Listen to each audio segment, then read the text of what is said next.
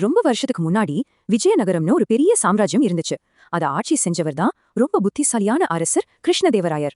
அவரோட ரொம்ப close friend, அவரோட சபையில இருந்த பெரிய ஜீனியஸ் நம்ம தெனாலிராமன். அன்னைக்கு ஒரு நாள் அரச சபையில அரசர் கிருஷ்ணதேவராயர் தெனாலிராமன் கூட பேசிட்டே ஒரு புது கத்திய, அதாவது ஒரு நைஃப கையில வச்சு பாத்துட்டு இருந்தாரு. அது எவ்ளோ ஷார்ப்பா இருக்குன்னு தடவி பார்த்தாரு.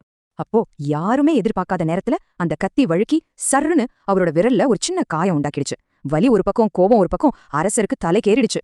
அன்னைக்கு அரசரோட கோவத்தை பார்த்த நம்ம தெனாலிராமன் கொஞ்சம் கூட பதறவே இல்ல.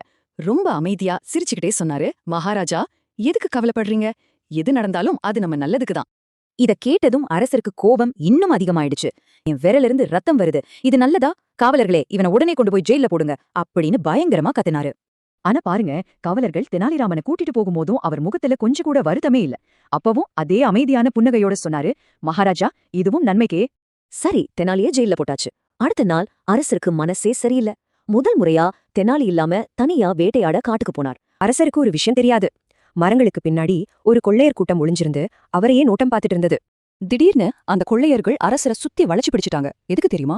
அவங்க தெய்வத்துக்கு மனித பலி, அதாவது ஹியூமன் சாக்ரிஃபைஸ் கொடுக்கறதுக்காக அரசரையே கடத்திட்டு போனாங்க. கொள்ளையர்கள் அரசரை ஒரு மரத்துல கட்டி வச்சு அவங்க பூஜையெல்லாம் ஆரம்பிச்சாங்க.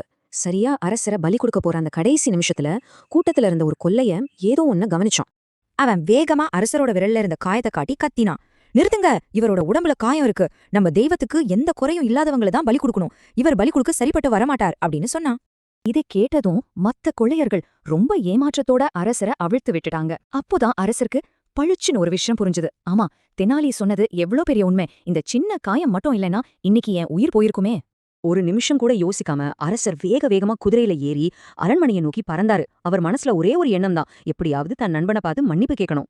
அரசர் நேரா ஜெயிலுக்கு போய் தெனாலிராமன் கிட்ட மன்னிப்பு கேட்டாரு. தெனாலி, என்ன மன்னிச்சுடு. நீ சொன்னது 100க்கு 100 உண்மை. என் விரல்ல பட்ட காயம்தான் என் உயிரை காப்பாத்துச்சு. இப்போ நான் புரிஞ்சுக்கிட்டேன், எல்லாம் நன்மைக்குதான்னு ரொம்ப ஃபீல் பண்ணி சொன்னாரு. அப்போ அரசருக்கு மனசுல இன்னொரு கேள்வி வந்துச்சு. அவர் கேட்டாரு, சரி தெனாலி, என் காயம் எனக்கு நல்லது செஞ்சது, ஓகே. ஆனா நான் உன்னை அநியாயமா ஜெயில போட்டேனே, அது உனக்கு எப்படி நன்மையா இருக்க முடியும்? தெனாலிராமன் சிரிச்சுக்கிட்டே சொன்னாரு, மகாராஜா, யோசிச்சு பாருங்க. நான் மட்டும் ஜெயில இல்லாம இருந்திருந்தா எப்பவும் போல உங்க கூட வேட்டைக்கு வந்திருப்பேன். கொள்ளையர்கள் நம்ம 2 பேரையும் பிடிச்சிருப்பாங்க. உங்க உடம்புல காயம் இருக்கிறதால உங்களை விட்டுட்டு எந்த காயமும் இல்லாத என்னதானே பழி கொடுத்திருப்பாங்க. நீங்க எனக்கு கொடுத்த தண்டனை தான் என் உயிரையும் காப்பாத்துச்சு. இத கேட்டதும் அரசருக்கு மெய் சிலிர்த்து போச்சு. நேரங்கள்ல நமக்கு நடக்கிற விஷயங்கள் கெட்டது மாதிரி தெரிஞ்சாலும் அது நம்மள இன்னும் பெரிய ஒரு ஆபத்துல இருந்து காப்பாத்துறதுக்காக கூட இருக்கலாம். அதனால எது நடந்தாலும் நம்பிக்கையோட இருங்க. ஏன்னா எல்லாம் நன்மைக்கே. இந்த கதை உங்களுக்கு ரொம்ப பிடிச்சிருந்ததா? இந்த மாதிரி இன்னும் நிறைய அருமையான கதைகளை கேட்க மறக்காம ஷைன் கிட்ஸ் ஹப்க்கு சப்ஸ்கிரைப் பண்ணுங்க. அடுத்த கதையில சந்திப்போம். Bye bye.